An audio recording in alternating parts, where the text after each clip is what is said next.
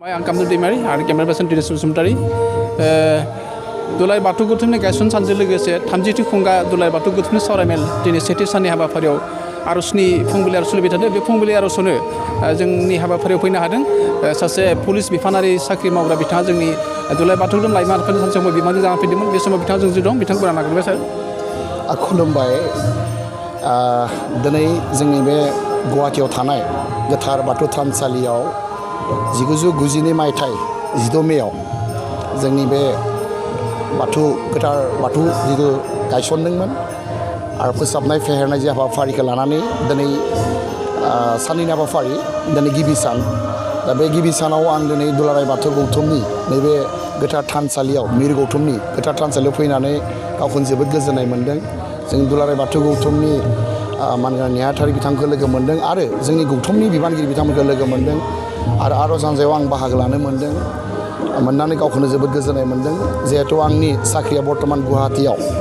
दिनैनि नैबे 30 जे बाथौनि गायसननाय जे सान, बे सानाव आङो दिनै जोंनि बाथौनि जेब्ला बाथौ धोरोमारि गासै रायजो राजा बर' रायजो राजाखौ आङो नुवाथारि आनान गसाइ बोराइ बाथौनि सेराव आं आर'ज गाबगोन जाहाथे गासैबो रायजो राजाखौ अरायबो जाहाथे सुख आरो शान्ति आलो गोजोन रुजु रुमु लाखियो, खौसे लाखियो आरो बयबो जाहाथे बाथौ धोरोमखौ साखोन सिखोनै लाखिनायजों लोगोसे सिबिनानै न'खरखौ सुख आरो शान्ति आलो गोजोनै न'खरखौ लाखिथों। बेखौनो आं नुवाथारि आनान गसाइ बोराइ बाथौनि सेराव आर'ज गाबबाय। नोंथाङा सासे पुलिस बिफानारि साख्रि मावनाबो दिनै धोरोम गौथुमनि हाबाफारियाव गोबां मुखुब थायो। बे बेलायाव नोंथाङा धोरोम गौथुमनि सायाव माबायदि अनसायनो लुबैदों?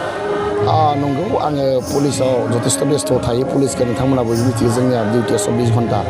थेवब्लाबो नाय मोनसे शब्द दङ जे जों बयबो मिथिगौ इसोरासो जोंखौ बे मुलुगाव जोनोम होदों, दैथायहरदों आरो बर' फिसा हिसाबै आंनि धोरोमा बाथौ धोरोम।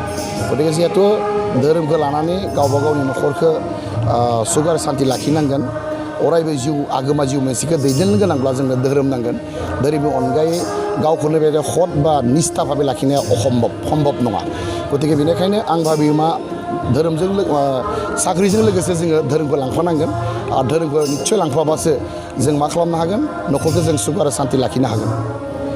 गोबां साख्रिआवला सुबुंफ्रा धोरोम गौथुमनि बेलायावहाय हेफाजाब होनायनि बेलायाव बिथांमोनखौ मा खावलायनाय नोंथाङा? आं बयखौबो खावलायगोन जे जोंनि गासैबो रायजो राजाफोरखौ बिथांमोना साख्रि मावदों नंगौ, खायफाफोरा हाया, सम होनो हाया।